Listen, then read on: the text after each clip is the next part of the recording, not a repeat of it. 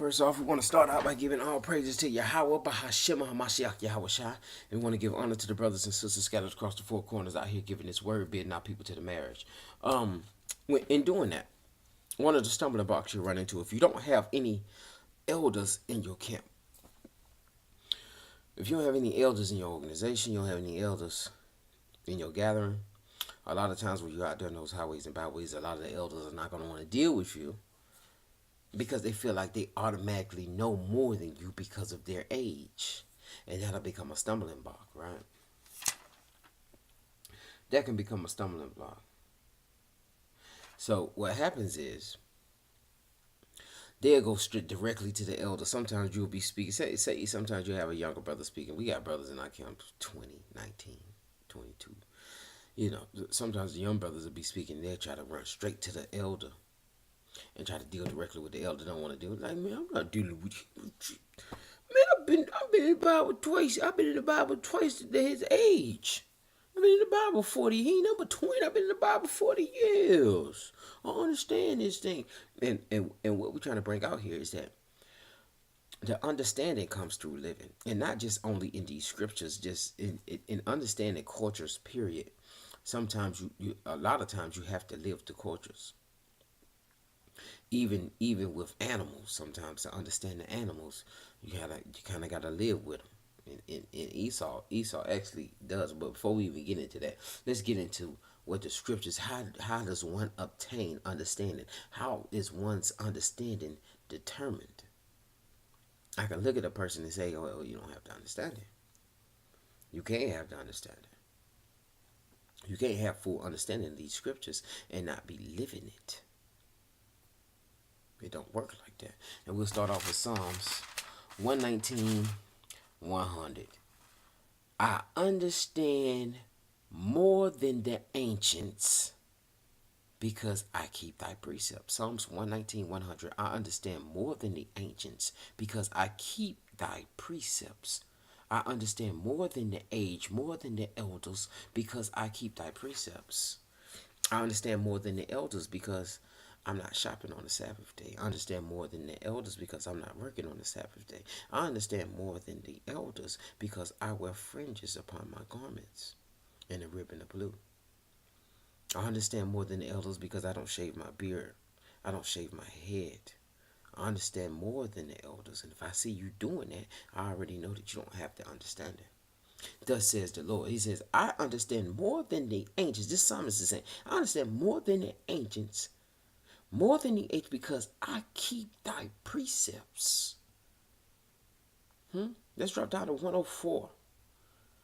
Through thy precepts I get understanding. Therefore I hate every false way. See, once you get understanding, you're going to hate every false way. Every false way you're going to hate. Give me verse 98. This psalm is really cutting. This psalm is really cutting. 119 is my favorite song. Thus far. I ain't gonna just say it. Thus far is my favorite song.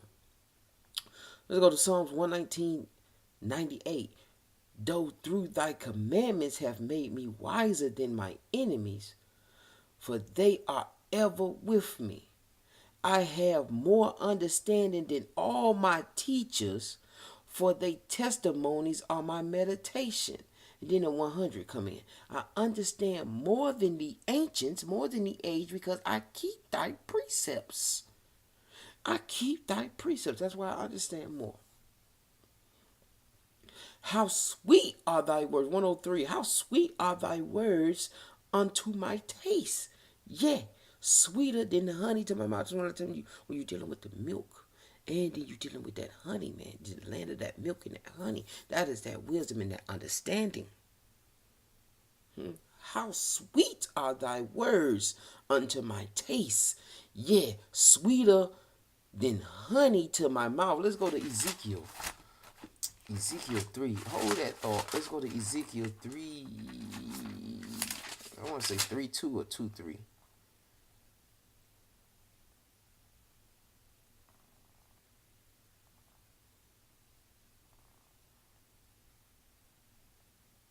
No. 3:2. Ezekiel 3:2. So I opened my mouth, and he caused me to eat the roll. And he said unto me, Son of man, cause thy belly to eat, and fill thy bowels with this roll that I give thee. Then did I eat it, and it was in my mouth as honey for sweetness. It was in my mouth for honey and sweetness when Ezekiel was told to eat this scroll by the Most High. It was sweet like honey. Let's go back to Psalms 119, 103. How sweet are thy words unto my taste, yes, sweeter than honey to my mouth. You in that land of that milk and that honey, that wisdom and that understanding. Through thy precepts I get understanding.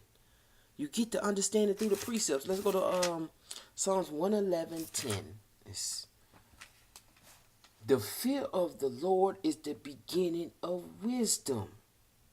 A good understanding have all they that do his commandments, and his praise endure forever. A good understanding have all those who do his commandments. Now let's bring this thing back into just modern times, right? Esau, the white man, loves to go out and pretend he's a culture vulture. He loves to go out and pretend to be all kinds of people. He understands everybody. He understands the black man. For one, he created him. He created the Negro. The Negro is a GMO. He understands him better than the Negro understands himself. This is why you had that lady Rachel Dosal. Rachel Dosal. I think she's doing a Netflix documentary. Right? She lived, a white woman living as a black woman. Was a prominent leader in the NAACP. They go in and they understand black people because they go in and live it. Let's take it even deeper. You go down, Esau love to go down to the Amazon and go down and deal with these third world cultures, man, that they out there, they just in the jungle doing their thing at peace with themselves. Lead them. We ain't bothered. We don't want to see no white people. They ain't been seeing no white people. They out there living primitive. You want to call it primitive, but that might not necessarily be the truth.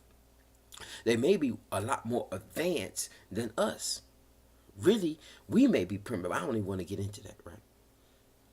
They out there in the jungle, what we would call living primitive. Esau will go in there, but to get better understanding of the culture that they're living, Esau will actually try to live that culture and try to get invited into their tribe. Like he would live as one of them and work his way up through the ranks. And I seen one document, it was so long ago, but Esau went in there and he lived with the culture, man, and they were making these noises like that, and they just thought, man, they don't even know how to talk to each other.